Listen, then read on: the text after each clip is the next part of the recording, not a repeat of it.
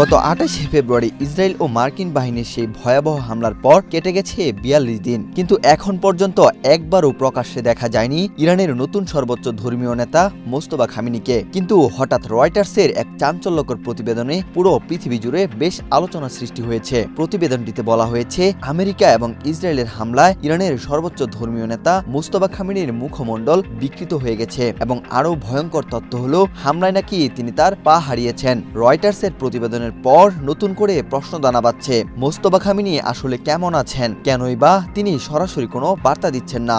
দেশ চালাচ্ছেন কিভাবে? তবে কি সত্যি সত্যি তিনি বড় ধরনের কোনো ক্ষতির সম্মুখীন হয়েছেন? গত ২৮শে ফেব্রুয়ারি ইরানে অতর্কিত হামলায় ইরানের তৎকালীন সর্বোচ্চ নেতা আয়াতুল্লাহ আলী খামেনি সহ দেশটির কয়েক ডজন শীর্ষ কর্মকর্তা নিহত হয়। তবে সেদিন অল্পের জন্য বেঁচে যান তার ছেলে মোস্তফা খামেনি। এরপর গত ৮ই মার্চ ইরানের নতুন সর্বোচ্চ নেতা হিসেবে দায়িত্ব নেন মোস্তফা খামেনি। ওদের স্বপ্ন পূরণে পাশে থাকতে পেরে আমরা গর্বিত।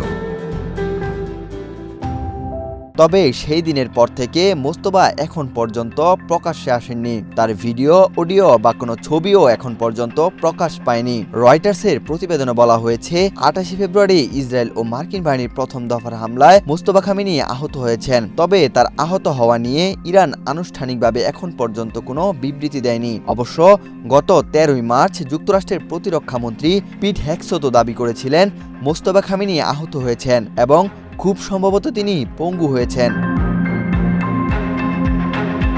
মোস্তফার ঘনিষ্ঠ ৩ জন ব্যক্তি জানিয়েছেন তিনি বর্তমানে নিবিড় পর্যবেক্ষণে চিকিৎসাধীন অবস্থায় রয়েছেন। তবে মানসিকভাবে তিনি নাকি এখনও তুখোড়। অডিও কনফারেন্সের মাধ্যমে তিনি নাকি প্রধান ইস্যু নিয়ে সিদ্ধান্ত দিচ্ছেন। ওয়াশিংটনের সাথে যুদ্ধ এবং শান্তি আলোচনার সব সবুজ সংকেত আসছে তার কাছ থেকে। কিন্তু প্রশ্ন হলো, ইরান কেন মোস্তফার অবস্থা নিয়ে মুখ খুলতে রাজি হচ্ছে না? ৫৬ বছর বয়সী এই নেতা যদি সত্যি চলাফেরার ক্ষমতা হারান, তবে বিপ্লবী গার্ড বাহিনী বা আইআরজিসি কি সত্যি তাকে মান্য করবে, নাকি অডিওর আড়ালে অন্য কেউ কলকাঠি নাড়ছে?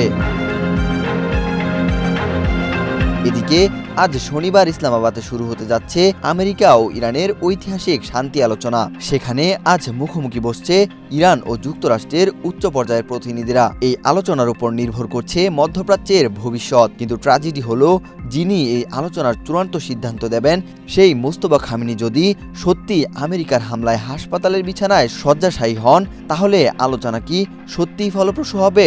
একদিকে আমেরিকার চাপের মুখে পিছু হটা, অন্যদিকে নিজেদের সর্বোচ্চ নেতার ভবিষ্যৎ রক্ষা। ইরান কি পারবে এই অসম্ভব ভারসাম্য রক্ষা করতে?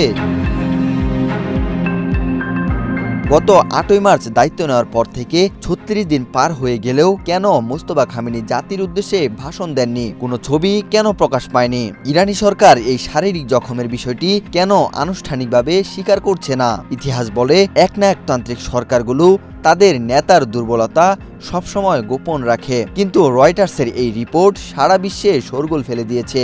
যদিও ইরানের সর্বোচ্চ নেতা আহত অবস্থাতেই তার সকল কার্যক্রম পরিচালনা করছেন। ইরান আজ এক দোমাঝল্লা অবস্থায় দাঁড়িয়ে। একদিকে রণক্ষেত্রে শীর্ষ নেতাদের মৃত্যু, অন্যদিকে নতুন নেতার পঙ্গুত্ব। ইসলামাবাদে আজ যে সিদ্ধান্ত আসুক না কেন, ইরানের শাসন ব্যবস্থায় বড় ধরনের দুর্বলতা এখন স্পষ্ট। মোস্তফা খামেনি কি সত্যি সেরে উঠবেন, নাকি তার এই নীরবতা বড় কোনো পতনের ইঙ্গিত? ওয়াহিদ হোসেন জিহাদ, বাংলাদেশ প্রতিদিন।